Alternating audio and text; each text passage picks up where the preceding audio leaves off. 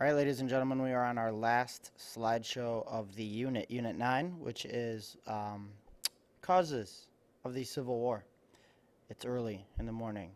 Not that you know when I'm taping this, but it's 8 o'clock in the morning. So here we go. We got the song of the day right to start off. Oh, you didn't hear it, but I'll have to play it for you again. We'll at least get into it on the second slide. So there is one of the leading causes of the Civil War, that vampire hunter right there. His name is Abraham Lincoln. Now, going back to the notes for the 6 causes study guide that you guys did for a second, he was previously battling for a Senate spot in the state of Illinois right over here. And he was going up against a man named Stephen Douglas, and the big debate or big argument was what to do with slavery. And if you look at the map, all these tan states or territories are coming in. They are forming new states, new territories, and they are asking the Congress, what shall we do? And of course, you have the southern states, the green and gold states that have slavery, that want the tan areas, the territories, to be slave states. And you have the blue, free northern areas that want these territories to be free states. The big argument, again, is representation and power in Congress. So take a couple seconds right now to review how the North and South were made up of everything. So it's kind of like a review from yesterday. So take a moment. Let's give you guys about 2 minutes to review with your partner or somebody next to you. Pick the person directly to your left, to your right, or in this case, behind you. Either way. So pick someone and review. Go. Okay, we're back. Here we go. The big keyword, Pee-wee's Playhouse word of the day is secession.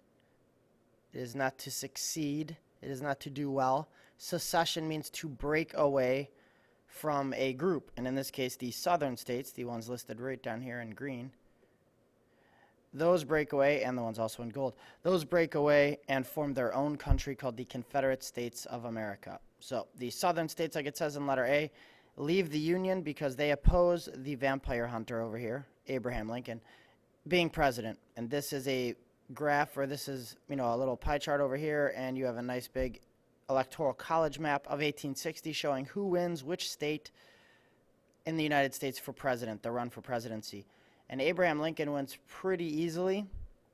The big key thing to know is that Abe Lincoln is hated by the South so much for his views on slavery, because he does not want slavery to move west, whereas his other opponents don't mind slavery moving west. They really don't try to talk about it. Some of them support slavery, but Abe Lincoln has talked about before in that run against Stephen Douglas that slavery, he does not want to go here, and that it was dividing our nation in that House divided speech. So the Northerners, like Abe Lincoln, a lot of the abolitionists vote for Abe Lincoln because of his views on slavery. The Southerners do not vote for him at all. In fact, he's not even on the ballot in a lot of the states in the South, which is illegal, and you can write him in. But most of the Southerners wanted no part of Abe Lincoln for his views on slavery.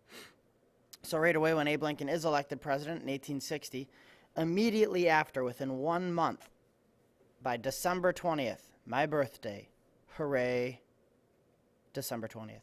But on my birthday, December 20th of 1860, 1 month after Lincoln has been president, or 1 month after he was elected, and you have the Electoral College meeting to vote that, yes, he is truly going to be the next president, these southern states, 7 of them, these are the 7, South Carolina, Mississippi, Florida, Alabama, Georgia, Louisiana, and Texas. That's right, college football fans, these are the SEC states. But those 7 states meet and agree that they are leaving the United States of America, that they hate Abe Lincoln so much, with such a hatred, and this hatred idea that he may stop slavery from moving west, that those 7 states leave the United States. They secede or leave. So they call themselves the Confederate States of America. And we're moving on with our song of the day, quite a southern staple, if you might add.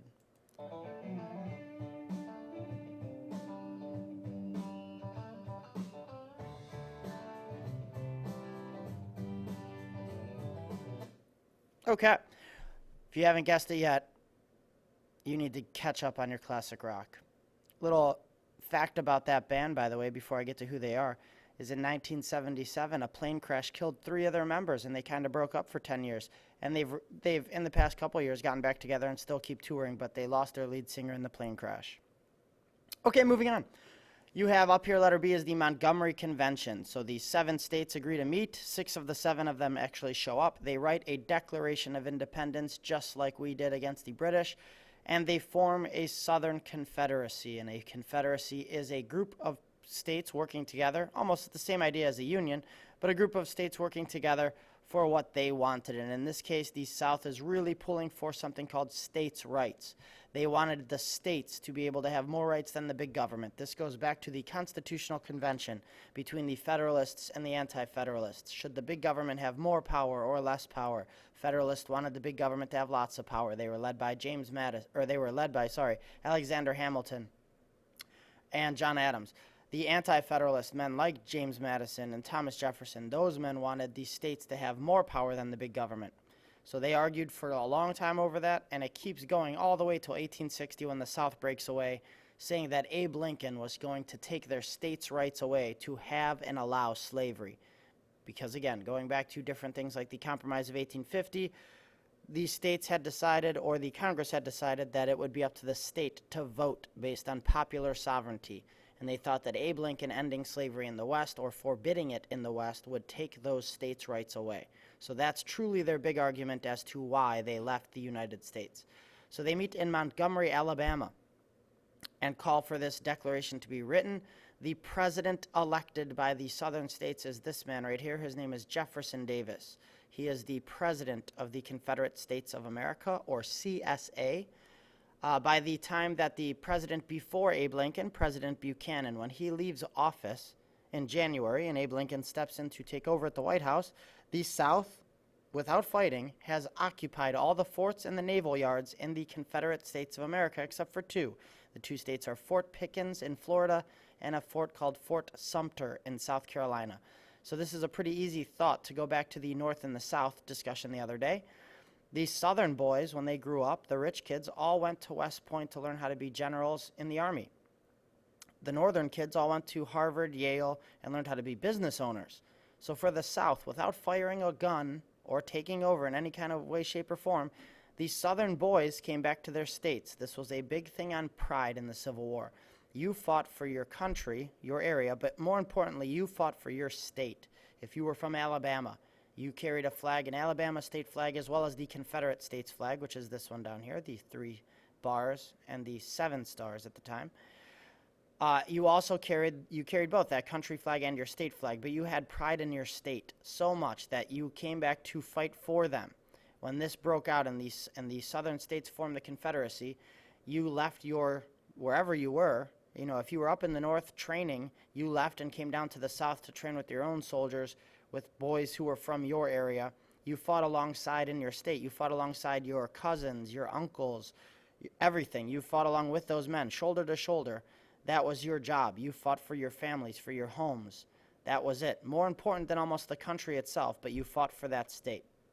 So easily they kind of come back to the states they're from, and they just, you know, the men ask for, can I have, you know, if you were a lieutenant or a general, you just asked to go back to the fort in your hometown. That's what you wanted. And when they assigned you there, or when you went there, you took it over. You were in charge of the fort, and without firing a shot, the general was from the South. You took over the fort, and the boys inside the fort, or the young soldiers, were kids from your area as well, or people from your area. So they had that connection. They had that connection to their hometowns, to their states, and they took those over. So for Abe Lincoln, this was a worrisome event that these forts are being taken over. They're getting weapons and guns and everything else that they can use in a war without any kind of battle whatsoever. Back to the song.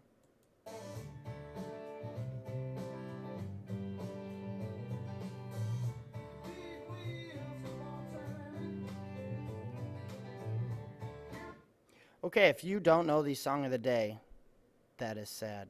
But if you do know the song of the day, it is Leonard Skinner is the band name, and it is called Sweet Home Alabama.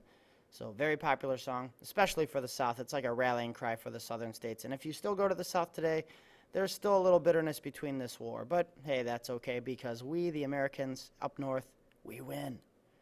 Little kind of precursor to that. If you didn't know, we win in the Civil War. The North wins. All right, the first shots of the Civil War are fought right here in this nice, beautiful painting called Fort Sumter, which is off the coast of South Carolina. It occurs over the course of 3 days on a calendar, but it's actually about 34 hours of fighting, and it is on April 12th through the 14th of 1861. And you have the Confederate general. His name is Pierre Beauregard. He is outside the fort. He wants to take this fort over. It's one of the forts not run by the Southern soldiers. And he begins to fire on the fort when getting word that it is okay early on April 12th. And after 34 hours of basically what looks like a kind of fireworks show, because if you notice in the painting, you see all the different cannonballs exploding and shooting at the fort. Again, this is the idea that in order to take a fort, you have to try to knock down its walls or blow up blow up different cannonballs, the exploding cannonballs, to take over the fort, scare the people inside from either surrendering or you're just going to destroy the fort and people inside to take the land. Either way. So you have Pierre Beauregard against the man inside, who is the Union Major, General Robert Anderson. So in 34 hours of fighting, there are 3,000 shells fired at the fort and back and forth. Only 5 soldiers are wounded, reportedly. The only casualty, actual major casualty of this battle, and again, this is the first battle of the Civil War, first shots fired. And it's ironic that our, Americans' bloodiest war we've ever fought, in the first shots fired of the war, the only major casualty, reportedly again, is a dog. A dog inside the fort is actually killed during this. I know, now's for when we all feel sorry for the dog. We all feel sorry for those ASPCA commercials, and we all think of the Sarah McLachlan song, and we all want to go adopt puppies. A lot of puppies. Okay, so the Union Major General Anderson asks Lincoln for help. He sends message on a telegraph and through different ways. And again, before the help can arrive to help at Fort Sumter in the South, Anderson has to surrender the fort on April 14th. And now that the North and South have fired back and forth at each other, that is an act of war, the Civil War has now begun. So the South is fighting for truly their own independence. The North is fighting to get the South back. It's much like that idea like we fought in the American Revolution, where the Americans are fighting for their own independence and the British are fighting us to get us back into their own country.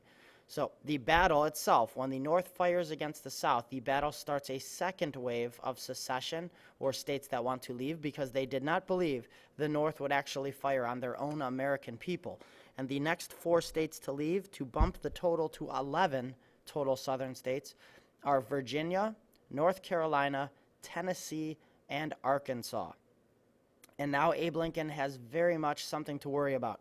He has to hold, I use the word must, but he must hold the border states of Maryland, and Maryland does allow slavery. So Maryland is a slave state that currently is still in the North, and it says they're under martial law, meaning the people are fighting each other. It's almost like Bleeding Kansas again, where the people are fighting each other over, should we join the South in the Confederacy, or should we stay in the North and support the Union?